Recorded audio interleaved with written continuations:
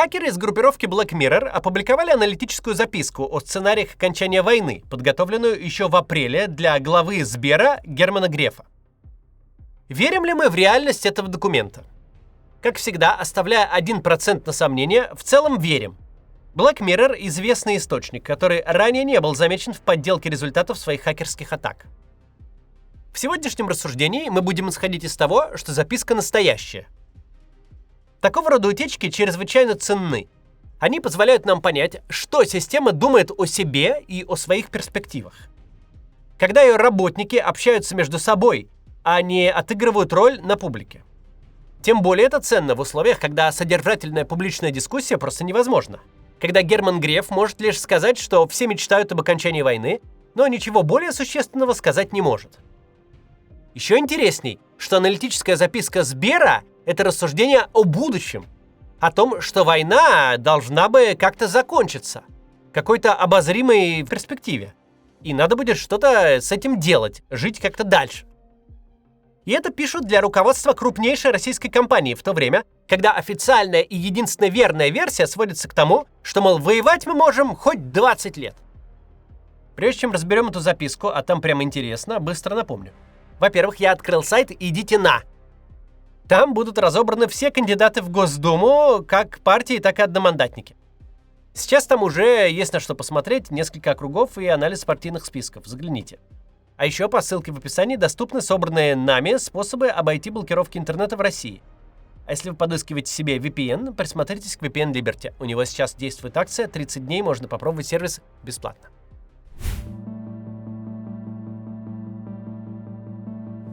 В аналитической записке приводятся 8 сценариев окончания войны, каждому из которых выставлена вероятность. Первый из них – решающее военное преимущество России. Звучит настолько торжественно, что кажется, будто авторы в этом пункте рассуждают о полноценной военной победе, о захвате Киева как минимум. Но это не так. В варианте, вероятность которого авторы оценивают в 7%, предполагается только установление полного контроля над 4 частично оккупированными областями – Донецкой, Луганской, Запорожской и Херсонской. Еще в качестве политического символа упоминается Харьковская область. По мнению авторов, такие успехи позволят говорить с Украиной с позиции абсолютного доминирования. Непонятно, правда, с чего бы, ну ладно. Составители аналитической записки абсолютно исключают реализацию этого варианта без волны мобилизации в 300-500 тысяч человек. Ведь сейчас Россия вербует примерно столько же людей, сколько теряет на фронте – 20-25 тысяч в месяц. И без второй волны мобилизации не сможет сформировать новые части, необходимые для наступления. Помимо этого, придется как-то решить проблему с ПВО в тылу, защитить энергетические и военные объекты. В противном случае стоимость наступления станет для страны неприемлемой. В этом же пункте, обсуждая вопросы мобилизации, составители довольно адекватно оценивают реальный рейтинг одобрения Владимира Путина. Они прямо пишут, из цифр опросов нужно вычитать эффект спирали молчания. Поэтому реальный уровень поддержки, по их мнению, что-то около 55%. Проблема с захватом областей, согласно записке, состоит в том, что у Путина просто не хватит политического ресурса на мобилизацию. Мобилизация будет стоить 10-15% пунктов рейтинга одобрения. Он упадет ниже половины, а это для режима просто опасно. В сценарии этом присутствует несколько важных моментов. Во-первых, авторы сами весьма адекватно оценивают ситуацию на фронте и ориентируются отнюдь не на байки Генштаба. 20-25 тысяч невозвратных потерь в месяц, погибших и раненых – это похоже на правду и бьется с теми оценками, которые можно экстраполировать из цифр медиазоны. Во-вторых, авторы признают, армия в текущем ее виде и с текущими темпами пополнения просто не в состоянии выполнить задачу, которую авторы называют решающим военным преимуществом. А Путин называет планом минимум, то есть не в состоянии взять под полный контроль те 4 области, которые записали в Российскую Конституцию. В-третьих, оценивая текущее состояние российской армии и суммируя риски от возможной мобилизации, авторы дают этому сценарию вероятность на успех в 7%. Таким образом, работающие на государство эксперты не верят, что Путин способен добиться искомого результата даже в минимальной форме. Характерно, что записка датирована апрелем, когда удары по НПЗ уже есть, но топливного кризиса еще нет, когда нет еще никаких ударов по Вайлдберрис, когда еще в принципе удары по российской территории не кажутся столь существенными. Но уже тогда аналитики Сбера отметили слабость российской ПВО как большую проблему. Далеко не во всех пунктах анализ Главного банка страны столь же адекватен. Самым вероятным развитием событий с вероятностью в 32% в записке считают сделку Трампа, замороженный конфликт с частичным снятием санкций. Пишут об этом не в конце 24-го, не в первой половине 25-го и даже не в момент эпохально бессмысленной встречи в Анкоридже. Это апрель 26-го. Кажется, тогда веру в сверхспособности Дональда Трампа по заключению сделок утратила даже Юлия Латынина. Выглядит эта предполагаемая Сбером сделка ровно такой же, какую Путину предлагали всю дорогу Украина, Европа и США. Конфликт замораживается по линии боевого соприкосновения. Никакого мирного договора не заключается. Все остаются при своих в ожидании лучших времен. Настолько высокая вероятность выдана этому варианту ввиду высокой заинтересованности Трампа в том, чтобы войну заморозить на любых условиях до промежуточных выборов, которые, кстати, уже вот-вот, но это апрельская записка. Так вот, это удивительно. На дворе был апрель месяц, Трамп всецело был занят Ираном. Полностью оставил попытки собрать сделку, которая к тому моменту не собиралась уже больше года. Ничто не намекало, что за следующие полгода, которые остались до выборов в Америке, что-то изменится. Даже о Кирилле Дмитриеве все забыли, будто и не было никогда восходящей звезды внешней политики. Единственное объяснение такой высокой вероятности миротворческих успехов Трампа заключается в том, что аналитическая записка на имя большого начальника, видимо, не может состоять исключительно из дурных предсказаний. Какая-то надежда там должна присутствовать. Надежда на прекращение разрушительной для России войны всецело возлагается на предположение, будто американскому президенту будет настолько нужно прикрыть свои внутриполитические проблемы, что он непременно что-нибудь придумает. В высшей степени унизительная для страны надежда, но авторов записки можно понять, ни на что другое надежды в их сценариях нет вообще. В четвертом по порядку и во втором по вероятности сценарии война заканчивается сама собой. По корейскому сценарию боевые действия по мере истощения обеих сторон затухают.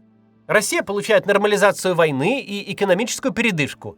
Основную часть помощи по восстановлению Украины берет на себя Евросоюз и ускоряет присоединение Украины к себе. Этому сценарию авторы выдают вероятность в 22%. И опять же, весьма характерно, что во втором по вероятности сценарии присутствует случайность и стечение обстоятельств. Записка возлагает самые вероятные варианты не на решение Путина, не на успехи российской армии. В сумме 54% вероятности выдано случайному внешнему чуду. Либо войну закончит Трамп, либо она закончится сама собой. Следующий по степени вероятности вариант – затяжная война. Обсудим его после рекламы. Посмотрите, пожалуйста. Если вы планируете поехать за границу этим летом, стоит подготовиться заранее и на всякий случай завести себе карту другую иностранного банка. Причем такие, чтобы пополнять можно было прямо с российских карт и выводить обратно. Однако стоит быть внимательным. Сейчас появилось немало мошенников, предлагающих открыть зарубежную карту, и среди них есть и клоны уже известных и надежных компаний. Поэтому используйте верные ссылки и выбирайте проверенный сервис. Например, сервис MasterCard Bridge. Его основал мой зритель Данила еще в 2022 году. Он работает с банками напрямую, поэтому цены у него доступней, а сроки открытия от 1 дня. Кроме того, Данила дает гарантии. Вы либо получите карту, либо вам вернут деньги в полном объеме. Ситуации бывают разные, да и законы другой страны могут резко измениться, поэтому такая гарантия будет не лишней. Данила открывает карты уже больше 4 лет. Он знает об этом все и до нюансов. Вы можете написать ему напрямую, и он абсолютно бесплатно разберет конкретно вашу ситуацию, подскажет решение и направит. А карта пригодится вам не только в поездке при бронировании отелей, авиабилетов и оплате покупок. Вы также сможете оплачивать зарубежные сервисы – Spotify, Netflix, Steam, ChatGPT. Сможете пользоваться Swift, подключить карты к Apple Pay или Google Pay, хранить деньги на зарубежном счете в валюте, получая проценты. Кстати, если у вас есть уже карта Казахстана, Данила поможет ее продлить на 5 лет и доставит вам. Сейчас цены на открытие карты выгоднее, чем когда-либо. Однако и возможностей с каждым месяцем становится все меньше. Поэтому лучше не тянуть. В описании к ролику у меня стоит оригинальная ссылка на сервис MasterCard Bridge. По промокоду MAXIMCATS скидка в 30%. Продолжим. Следующий по степени вероятности сценарий — затяжная война. Ей отдается 15%, причем аналитики тут очень пессимистичны. Затяжной войной, со всеми последствиями, которые будут описаны дальше, они считают продолжение войны еще 2-3 года. Это затяжная. Россия в этом варианте будет воевать на пределе экономических возможностей. В стране продолжится снижение рождаемости и отток квалифицированных кадров. Санкции будут ужесточаться, изоляция страны нарастать. Этот вариант самый интересный, потому что исходом своим предполагает революционную ситуацию. Так прям там и написано. Россия окажется в том же состоянии, как во время перестройки 86-91 годов. И в какой-то момент граждане устанут молчать. Нет сомнений, что затяжная война ровно к этому и приведет. Тут интересны именно сроки – 2-3 года. Если авторы считают, что до перестроечной ситуации осталось 2-3 года, значит, с их точки зрения Россия уже находится на грани исчерпания ресурсов. Еще в апреле, еще до топливного кризиса, до того, как аграрии остались без дизеля, до того, как сгорели сотни миллиардов рублей на логистических комплексах, уже тогда аналитики считали, что еще 2-3 года войны страна не выдержит. И вероятность такого развития событий оценивали в 1/7, вдвое больше, чем отводили фронтовым успехам. Не связанный с ними позитивный сценарий для Путина, которому дается 12% вероятность, привязан к внутриполитическому кризису в Украине и к развалу западной коалиции, поддерживающей Украину. Тут опять же позитивное развитие событий отдается на откуп внешним силам, на которые Россия не имеет никакого влияния. Реализация этого сценария возможна, если поддержка Украины в США опустится ниже 30%, в Европе произойдет энергетический кризис, а в самой Украине случится кризис власти. В этом варианте Путин получает прекращение войны, снятие части санкций и гарантии невступления Украины в НАТО. Украина же вступает в ЕС, пусть и без контроля над частью своих территорий, как Кипр. Авторы тут сами себя поправляют. Говорят, что каждое из этих событий вероятно само по себе, но крайне мала вероятность, что они наступят одновременно. Что у Украины внутри начнутся проблемы с властью, плюс она лишится внешней помощи. Поэтому не следует, по их мнению, особо надеяться, что война закончится самоуничтожением противников. Причем в этом блоке оценка устойчивости российской экономики еще мрачнее. По апрельским прогнозам аналитиков, она выдержит еще 12-18 месяцев. Апрельским. Далее идут варианты маловероятные. 5% закладывается на мир на компромиссных условиях. Россия уходит с части оккупированных территорий в обмен на признание Крыма и Донбасса. Сценарий этот предполагается политически опасным. Нужно будет как-то объяснить гражданам, чего добились настолько кровавой и затяжной войной, если даже зафиксированные в Конституции территории пришлось вернуть. 2% отводится сценарием с миром на условиях Украины и Европы. Россия отступает на границы 91 или 2014 года и выплачивает репарации. Этот вариант считается вероятным при полном экономическом и социальном коллапсе страны с утратой 15% ВВП и гиперинфляцией. Чтобы реализовался этот сценарий, должно случиться событие, вероятность которого оценивают в 5%. Дикая карта или черные лебеди. К таковым лебедям аналитики относят ядерный удар, прямое столкновение с НАТО, смену режима с отстранением Путина от власти, эскалацию вокруг Ирана, которая приведет к резкому росту бюджетных доходов России и энергетическому кризису в Европе, а также резкий технологический скачок, например, такие успехи в области развития искусственного интеллекта, которые приведут к перевороту на поле боя.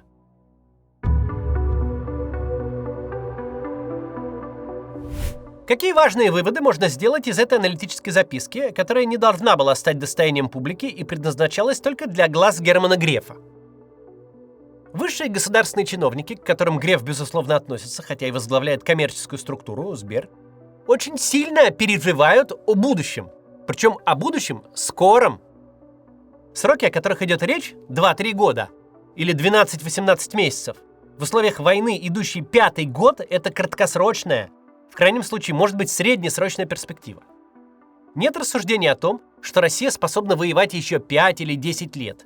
Дурные события во всех сценариях ожидаются скоро. Прямо этого не говорится, но авторы отчета явно исходят из того, что Путин непробиваемый.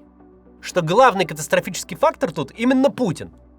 Нет ни одного сценария, даже с вероятностью в 1%, что Путин сам примет решение свернуть войну. Полное катастрофическое поражение страны на поле боя с отходом к границам 91-го и репарациями считается маловероятным, но возможным. Что Путин прекратит войну – нет. Ни один, даже самый позитивный сценарий не принесет России ничего хорошего. Во всех выходит большой убыток. Никто не пытается даже заикаться о том, что Россия что-то эдакое захватит, от чего будет хоть какая-то польза. Или дело так повернется, что Россия получит дополнительное влияние, ресурсы или возможности. Ни намека, ни при каком сценарии, ни на что хорошее. Записка признает не только реальный уровень потерь и неспособность страны их замещать, но и реальный эффект эмиграции. Это публично государство рассказывает, что уехали маргиналы, большинство уже вообще вернулось. И вообще это не проблема. Но Сбер считает, что отъезд квалифицированных кадров в результате войны – фактор, который, среди прочих, обрушит российскую экономику до перестроечного состояния. И что чем дальше, тем уезжать будут больше. Внутри себя система понимает, что этот огромный механизм держится только на персональной поддержке Путина. Причем поддержка эта снижается по мере продолжения войны, и за вычетом аномалий опросов военного времени близка к 50%. А это ватерлиния, ниже которой для системы неизвестная бездна. Она там никогда не была. Это очень важный документ эпохи. Самые высокопоставленные люди внутри системы прекрасно понимают, к чему идет дело. Они не зашорены пропагандой, не используют промеж себя штампы о достижениях целей СВО. Единственное, что их интересует, как выскочить из войны с наименьшим ущербом. Как-то мы говорили, что Путин стал своему режиму оппозицией. Такого рода документы эту мысль только подтверждают. О Путине авторы не рассуждают как о ком-то своем, с кем они в одной лодке и достигают общих целей. Совсем нет. Путин для своей системы не свой. Они не знают, чего от него ожидать. Он фактор нестабильности. Он как вулкан, на котором они вынуждены жить, и извержение может начаться в любой момент. Он им вредит. И они не ждут, что перестанет. Единственная надежда возлагается на внешнее событие, которое заставит Путина остановиться. Для Германа Грефа Дональд Трамп – союзник, а Путин – катастрофа.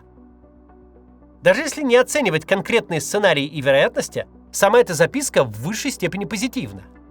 Работники системы не сошли с ума, не ударились в фанатизм. Они совершенно здраво понимают, что Путин систему гробит, и страну тоже. Они не знают, как от Путина избавиться. Они его боятся и одергивают себя. Но если придет такой момент, когда страну от Путина избавят, то от всего его наследия, в первую очередь от войны, не останется никакого следа. Ведь ее тут же свернут. До завтра.